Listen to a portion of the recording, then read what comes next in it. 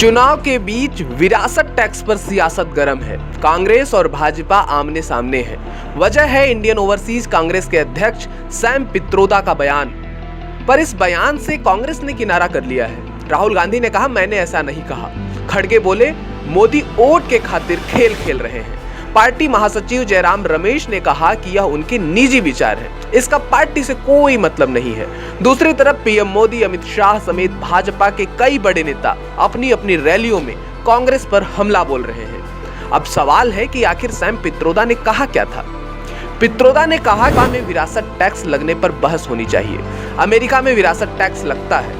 अगर किसी के पास 10 करोड़ की संपत्ति है, उसके मरने के बाद 45% संपत्ति उसके बच्चों को मिलती है, जबकि 55% पर सरकार का मालिकाना हक हो जाता है। यह बड़ा ही दिलचस्प कानून है। सैम पित्रोदा के इस बयान से सनसनी फैल गया। पीएम मोदी ने पूरे कांग्रेस पार्टी को आड़े हाथों ले लिया।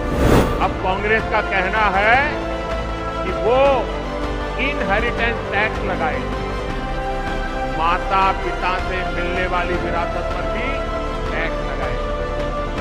आप जो अपनी मेहनत से संपत्ति जुटाते हैं, वो आपके बच्चों को नहीं मिलेगी, बल्कि कांग्रेस सरकार का पंजा उसे भी आपसे छीन लेगा। यानी कांग्रेस का मंत्र है कांग्रेस की लूट। कांग्रेस का मंत्र है कांग्रेस की लूट, जिंदगी के साथ भी और जिंदगी के बाद भी।